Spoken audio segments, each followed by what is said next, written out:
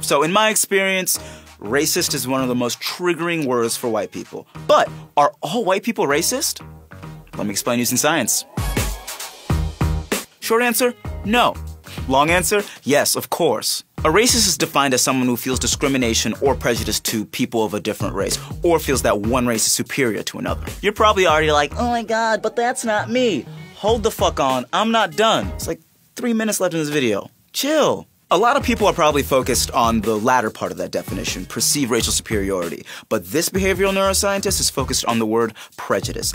That word is the centerpiece by which the rest of this definition can exist. Fun fact, humans do have a tendency to create in-groups and out-groups, but they aren't born with prejudice. That's something that we learn. It's a product of nurture, not nature. What that means is that we learn it from the people we're around, the people that we're raised by, also known as social contact. Social contact to different people has been proven scientifically to improve cognitive development and cultural understanding overall. Inside prejudice is bias, or the inclination to have certain opinions based on your personal experiences. Whether you think that Drake and J-Lo go well together, or that the 1996 motion picture Space Jam is the best movie of all time, it is.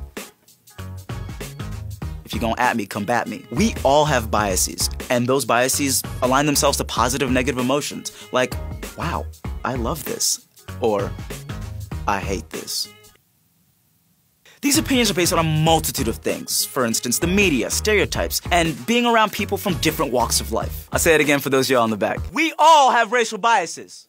So, is having racial bias the exact same thing as being racist? In my opinion, nah. Racism is a spectrum, not a binary where you can either be a racist or an angel. Take it from Obi-Wan. Only a Sith deals in absolutes. To all who have supported me so far, I apologize for losing your trust and using a Star Wars prequel reference. I'll do better from here on out. But he did have a point. Need proof? Let's go take a test. The Implicit Association Test, or IAT, was a test developed by Harvard researchers to examine correlations between certain attributes like good, bad, fun, evil, and targets like black, white, gay, or straight. When I took the test, I showed less racial bias towards any one group, probably because I had a very diverse upbringing with friends and family from all walks of life. That puts me a little bit lower on our racism spectrum. My man. I did have a little bit of racial bias favoring people of African descent, which makes sense because I was raised by people of African descent and spent the most time with them. My man. So yes, it's possible to have racial biases no matter how woke you are or how much you love The Wire. Racial biases can happen both ways. So, the IAT isn't the end-all be-all whether you're racist or not. But if you're like, man, according to this test, I might be a racist, start by diversifying your friend group. Pick up a history book, talk to folks who aren't like you. It's never too late to unlearn prejudice, but you have to acknowledge that it exists first, fam. And watch Space Jam, it's mad good.